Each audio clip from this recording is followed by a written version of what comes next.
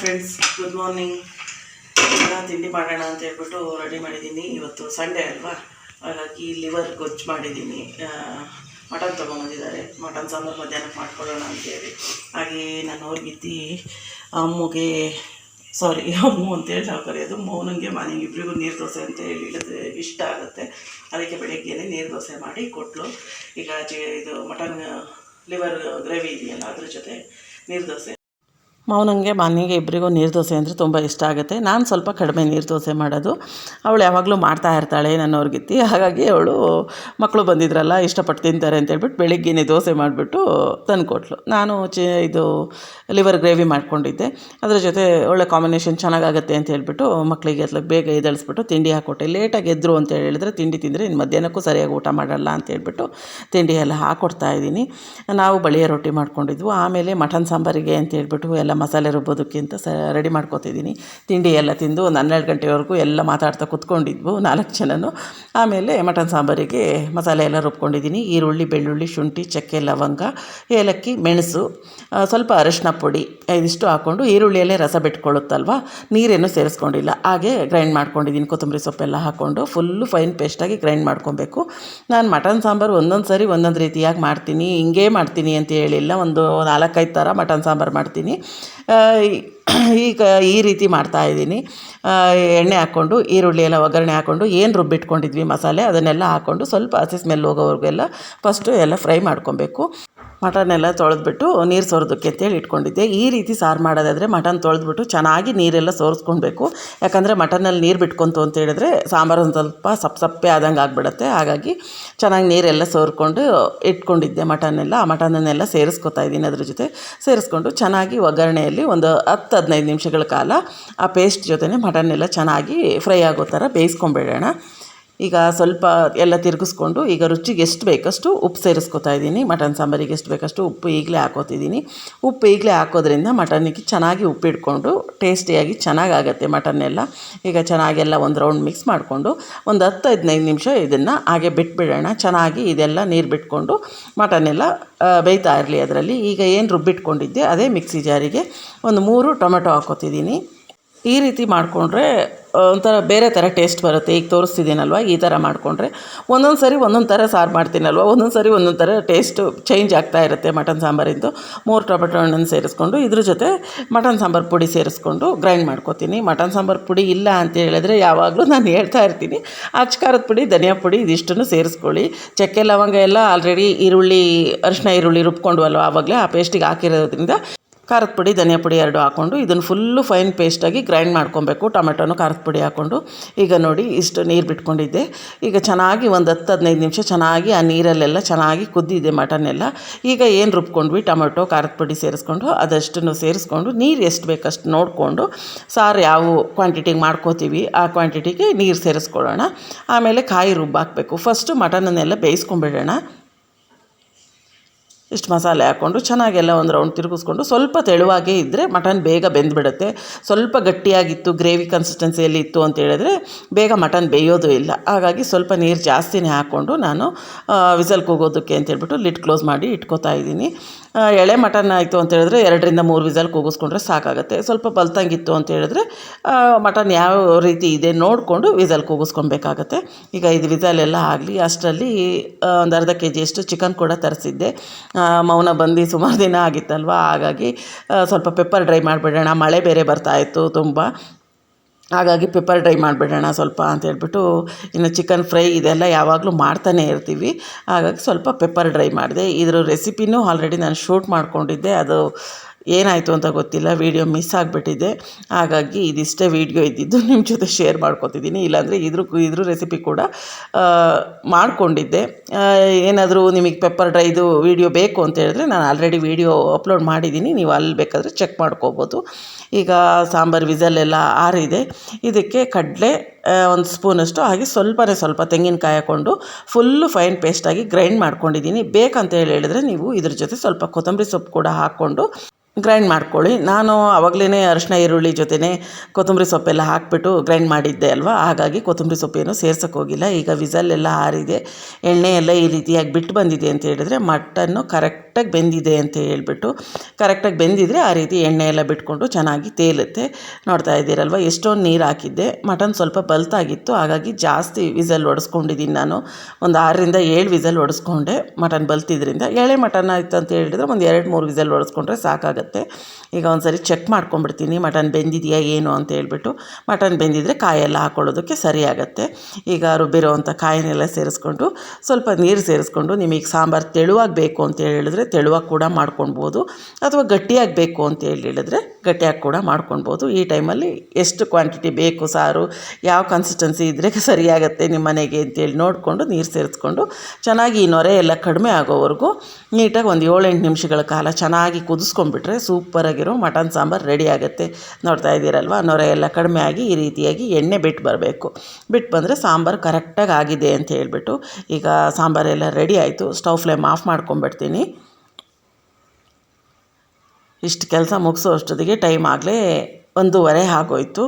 Pepper dry ಹಾಗೆ mutton sambar ಇಷ್ಟ ಆಗಿದೆ. ಇನ್ನು ರೈಸ್ ಆಮೇಲೆ ಊಟದ ಟೈಮಿಗೆ ಒಂದು ಸ್ವಲ್ಪ ಮಾಡಿಕೊಂಡ್ರೆ ಆಯಿತು ಅಂತ ಹೇಳ್ಬಿಟ್ಟು ಪಾತ್ರೆಗಳೆಲ್ಲ ಇತ್ತು. ಆ ಪಾತ್ರೆಗಳೆಲ್ಲ ತೊಳ್ಕೊಂಬಿಡೋಣ ಅಂತೇಳಿ ಫಸ್ಟು ಇಲ್ಲಿ ಅಡುಗೆ ಮನೆಯೆಲ್ಲ ಸ್ವಲ್ಪ ಕ್ಲೀನ್ ಮಾಡ್ಕೊತಿದ್ದೀನಿ. ನಾನ್ ವೆಜ್ ಮಾಡಿದ್ವಿ ಅಂತ ಹೇಳಿದ್ರೆ ಸ್ವಲ್ಪ ಎಲ್ಲ ಮೆಸ್ಸಿ ಆದಂಗೆ ಆಗ್ತಾ ಇರುತ್ತೆ ಅಡುಗೆ ಮನೆ.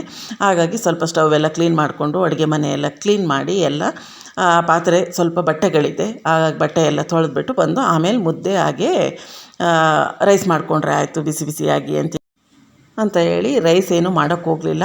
ಬಟ್ಟೆ ತೊಳೆದಾಕ್ಬಿಡೋಣ ಫಸ್ಟು. ಮಳೆಗಾಲ ಅಲ್ವಾ, ಇನ್ನು ಬಟ್ಟೆಗಳು ಇಟ್ಕೊಂಡ್ವಿ ಅಂತ ಹೇಳಿದ್ರೆ ಬಟ್ಟೆಗಳು ನಾವು ತೊಳೆದಂಗೆ ಅದು ಒಣಗೋದೂ ಇಲ್ಲ ಬೇಗ.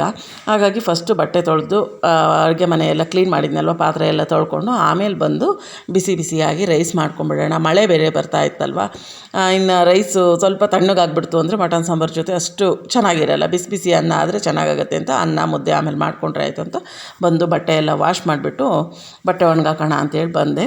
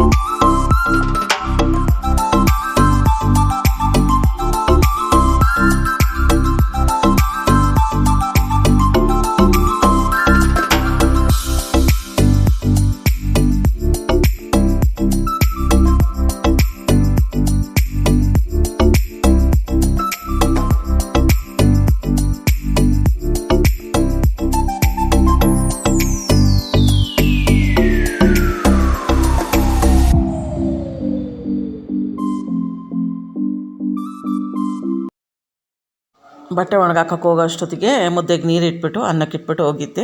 ಬರೋಷ್ಟೊತ್ತಿಗೆ ಅನ್ನ ಆಗಿತ್ತು. ಬಿಸಿಯಾಗಿ ಮುದ್ದೆ ಕೂಡ ರೆಡಿ ಆಯಿತು. ಮಟನ್ ಸಾಂಬಾರು ಎಲ್ಲ ರೆಡಿ ಆಯಿತು. ಮಕ್ಕಳಿಗಂತೂ ಪೆಪ್ಪರ್ ಡ್ರೈ ತುಂಬಾ ಇಷ್ಟ ಆಗಿ ಓಡಾಡಿಕೊಂಡು ತಿಂತಾಯಿದ್ರು. ಮಳೆ ಬರ್ತಾ ಇರೋದಕ್ಕೆ ಚಳಿಗೂ ಅದಕ್ಕೂ ಊಟ ಎಲ್ಲ ಮುಗಿಸಿ ಆಮೇಲೆ ಮತ್ತೆ ಎಲ್ಲಿ ಉಳಿದಿದ್ದಂಥ ಎಲ್ಲ ಕೆಲಸಗಳು ಮಾಡಿಕೊಂಡು ಮಾತಾಡ್ಕೊಂಡು ಕೂತಿದ್ವು. ಬಟ್ಟೆ ಎಲ್ಲ ಪ್ಯಾಕ್ ಮಾಡಿಬಿಟ್ಟು ಸಂಜೆ ಒಂದು 5-6 ಗಂಟೆ ಅಷ್ಟೊತ್ತಿಗೆ ಕಾಫಿ ಮಾಡಿ ಕುಡಿಯೋಣ ಅಂತೇಳಿ ಅನ್ನಿಸ್ತಾ ಇತ್ತು. ಯಾಕಂದರೆ ತುಂಬ ಮಳೆ ಬರ್ತಾ ಇತ್ತಲ್ವ, ಹಾಗಾಗಿ ಸ್ವಲ್ಪ ಕಾಫಿ ಎಲ್ಲ ಕುಡ್ಕೊಂಡು ಎಲ್ಲ ಮಾತಾಡ್ತಾ ಕೂತ್ಕೊಂಡಿದ್ವಿ. ಹಾಗೆ ಮತ್ತೆ ರಾತ್ರಿ ಮೌನ ಮತ್ತೆ ಹೊರಡಬೇಕಲ್ವ, ಹಾಗಾಗಿ ಬಂದಾಗ ಖುಷಿ ಆಯಿತು. ಈಗ ಮತ್ತೆ ಒಂದು ಸ್ವಲ್ಪ ಬೇಜಾರಾಗ್ತಾಯಿತ್ತು. ಮತ್ತು ಈಗ ಹೊರಡಬೇಕಲ್ಲ ಅಂತ ಹೇಳ್ಬಿಟ್ಟು ಬಂದಂಗೂ ಅನ್ನಿಸ್ಲಿಲ್ಲ, ಒಂಥರ ಇದ್ದಂಗೂ ಅನ್ನಿಸ್ಲಿಲ್ಲ ಅಂತೇಳಿ ಅನ್ನಿಸ್ತಾಯಿತ್ತು. ಊಟ ಎಲ್ಲ ಆಯಿತು. ರಾತ್ರಿ ಊಟ ಎಲ್ಲ ಮುಗಿಸ್ಕೊಂಡು ಟೈಮ್ ಆಗಲೇ 9:45 ಆಯಿತು. ಎಲ್ಲ ರೆಡಿ ಮಾಡ್ಕೊತಾ ಇದ್ದಾಳೆ. ಬ್ಯಾಗೆಲ್ಲ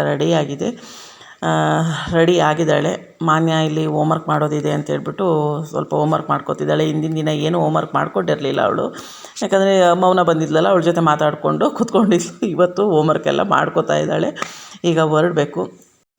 ಮನೆಯವರು ನಾನು ಮಾನ್ಯ 3 ಜನನೂ ಹೊರಡ್ತಾ ಇದ್ದೀವಿ ಮೌನನ ಜೊತೆ. ಮೌನಂಗೆ ಬಸ್ ಹತ್ಸ್ಬಿಟ್ಟು ಬರೋಣ ಅಂತ ಹೇಳ್ಬಿಟ್ಟು ಊಟ ಎಲ್ಲ ಮುಗಿಸಿ ಒಂದು 10 ನಿಮಿಷ ಕೂತು ಈಗ ಹೊರಡ್ತಾ ಇದ್ದಾಳೆ. ಎಲ್ಲ ರೆಡಿ ಇಟ್ಕೊಂಡಿದ್ಯಾ ಎಲ್ಲ ಕೇಳ್ತಾನೆ ಇದ್ದೀವಿ. ಅದೇನಾದ್ರು ಮರ್ತೆ ಫೋನ್ ಚಾರ್ಜರು ಅದು ಇದು ಅಂತ ಹೇಳ್ಬಿಟ್ಟು. ಯಾಕಂತ ಹೇಳಿದ್ರೆ ಮತ್ತೆ ಏನಾದ್ರು ಮರ್ತೋದ್ಲು ಅಂತೇಳಿ ಹೇಳಿದ್ರೆ ಮತ್ತೆ ತೊಗೊಂಡೋಗಿ ಕೊಡೋಕ್ಕೆ ಇನ್ನೂ ಹತ್ರ ಇಲ್ವಲ್ಲ, ಹಾಗಾಗಿ ಎಲ್ಲ ನೆನಪಿಂದ ಇಟ್ಕೊಂಡ ಅಂತ ಹೇಳ್ಬಿಟ್ಟು ಎಲ್ಲ ಕೇಳ್ತಾಯಿದ್ವು. ಮಳೆ ಅಂದರೆ ಮಳೆ ಬರ್ತಾಯಿತ್ತು, ಹಾಗಾಗಿ ಟೋಪಿ ಎಲ್ಲ ಇಟ್ಕೋ ಹೆಂಗಾರ ಆಗಲಿ. ಮತ್ತೆಲ್ಲಾದರೂ ಅಲ್ಲಿ ಮುಂದೆ ಮಳೆ ಇತ್ತು ಅಂತ ಹೇಳಿದ್ರೆ ಸ್ವಲ್ಪ ಚಳಿ ಆದಂಗೆ ಆಗುತ್ತೆ, ನೈಟ್ ಅಲ್ವಾ ಅಂತ ಹೇಳ್ಬಿಟ್ಟು ಟೋಪಿ ಅದೆಲ್ಲ ಇಟ್ಕೊಂಡಿರು ಬ್ಯಾಗಲ್ಲಿ ಅಂತ ಹೇಳಿದೆ. ಹಾಗಾಗಿ ಟೋಪಿನೂ ಇಟ್ಕೊಂಡಿದ್ದಾಳೆ. ಅವಳು ಬೇಡ ಬೇಡ ಅಂತ ಹೇಳ್ತಿದ್ಲು.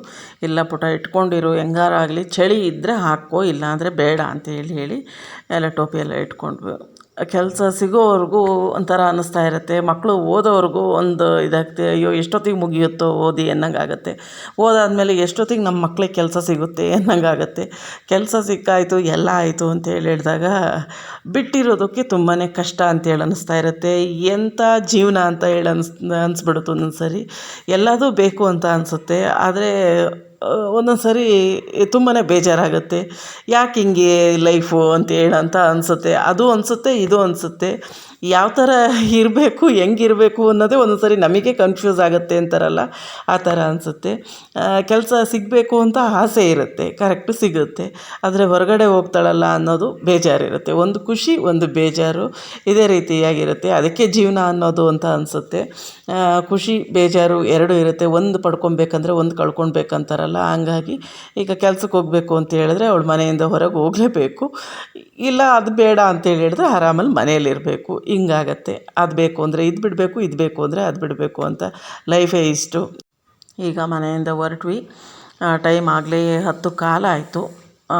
ಹೊರಟ್ವಿ. ನೋಡೋಣ ಇನ್ನು ಅಲ್ಲಿ ಹೋದ್ಮೇಲೆ ಇನ್ನು ಬಸ್ ಎಷ್ಟೊತ್ತಿಗೆ ಸಿಗುತ್ತೋ. ಬಸ್ಸೇನೇ ಇರುತ್ತೆ, ಪ್ರತಿ ಒಂದು 20 ನಿಮಿಷಕ್ಕೆ, 1/4 ಗಂಟೆಗೆ ಒಂದು ಬಸ್ ಬರ್ತಾ ಇರುತ್ತೆ. ಬಸ್ಸಲ್ಲಿ ಯಾವ ಬಸ್ಸಲ್ಲಿ ಸೀಟ್ ಇರುತ್ತೆ ಆ ಬಸ್ಸಿಗೆ ಹತ್ಸೋದು ಅಂತೇಳಿ ಅಂದ್ಕೊಂಡು ಹೋದ್ವಿ. ಒಂದು ಅರ್ಧ ಗಂಟೆ 3/4 ಗಂಟೆ ಆಗುತ್ತೆ ಅಲ್ಲಿಗೆ ಹೋದ್ಮೇಲೆ, ತರೀಕೆರೆಗೆ ಹೋದ್ಮೇಲೆ ಅಂತ ಅಂದ್ಕೊಂಡು ಹೋಗಿ ಒಂದು 20 ನಿಮಿಷ ವೆಯ್ಟ್ ಮಾಡಿದ್ವಿ. ಆಗ ಬಸ್ ಬಂತು. ಒಂದು 2-3 ಬಸ್ ಪಾಸ್ ಆಯಿತು, ಸೀಟ್ ಇರಲಿಲ್ಲ. ಮತ್ತು ಈ ಬಸ್ಸಲ್ಲಿ ಒಂದು 2 ಸೀಟ್ ಖಾಲಿ ಇತ್ತು. ಹಾಗಾಗಿ ಅವಳ ಫ್ರೆಂಡ್ಸು ಎಲ್ಲರೂ ಹೊರಟರು. ಹೋಗ್ತಾ ಇದ್ದಾಳೆ. ಮಳೆ ಅಂದರೆ ಮಳೆ, ಸಿಕ್ಕಾಬಟ್ಟೆ ಮಳೆ ಬರ್ತಾಯಿದೆ. ಮೌನಂಗೆ ಕಳಿಸೋಷ್ಟೊತ್ತಿಗೆ ನೋಡ್ತಾ ಇರ್ಬೋದು ಎಷ್ಟು ಮಳೆ ಬರ್ತಾ ಇದೆ ಅಂತ ಹೇಳ್ಬಿಟ್ಟು. ಬಸ್ಸೇನೋ ಹೊರಡ್ತು. ಮಳೆ ಅಂದರೆ ಮಳೆ, ಸಿಕ್ಕಾಪಟ್ಟೆ ಮಳೆ ಬರ್ತಾ ಇದ್ದಿದ್ದರಿಂದ ನೋಡೋಣ ಮಳೆ ಸ್ವಲ್ಪ ಕಡಿಮೆ ಆದಮೇಲೆ ಹೊರಟ್ರೆ ಆಯಿತು ಅಂತೇಳ್ಬಿಟ್ಟು ಅಲ್ಲೇ ನಿಂತ್ಕೊಂಡ್ವಿ ನಾವು. ಮಾರ್ನಿಂಗ್ ಚಳಿ ಅಂದರೆ ಚಳಿಯಾಗಿ ಮಾನ್ಯ ನಡ್ಗೋಕ್ಕೆ ಶುರು ಆಗಿಬಿಟ್ಲು. ಅವಳಿಗೆ ಮಳೆ ಬರ್ತಿದ್ದಂಗೆ ಚಳಿ ಸ್ಟಾರ್ಟ್ ಆಗಿಬಿಡುತ್ತೆ, ಆ ಥರ ಆಯಿತು. ಈಗ ನಾವು ಮನೆ ಕಡೆ ಹೊರಟ್ವಿ. ಮೌನ ಆ ಕಡೆ ಹೋದ್ಲು, ನಾವು ಈ ಕಡೆ ಮನೆ ಕಡೆ ವಾಪಸ್ ಬರ್ತಾಯಿದ್ದೀವಿ. ಇವತ್ತಿನ ಲಾಗ್ ಈ ರೀತಿಯಾಗಿತ್ತು. ಈ ಲಾಗ್ ಇಷ್ಟ ಆಯಿತು ಅಂದರೆ ಪ್ಲೀಸ್ ಒಂದು ಲೈಕ್ ಮಾಡಿ, ಚಾನಲನ್ನು ಸಬ್ಸ್ಕ್ರೈಬ್ ಮಾಡ್ಕೊಳ್ಳಿ, ಫ್ರೆಂಡ್ಸ್ ಆ್ಯಂಡ್ ಫ್ಯಾಮಿಲಿಗೂ ಶೇರ್ ಮಾಡಿ. ಇಷ್ಟೊತ್ತರೆಗೂ ವಿಡಿಯೋ ವಾಚ್ ಮಾಡಿದ್ದಕ್ಕೆ ಥ್ಯಾಂಕ್ ಯು.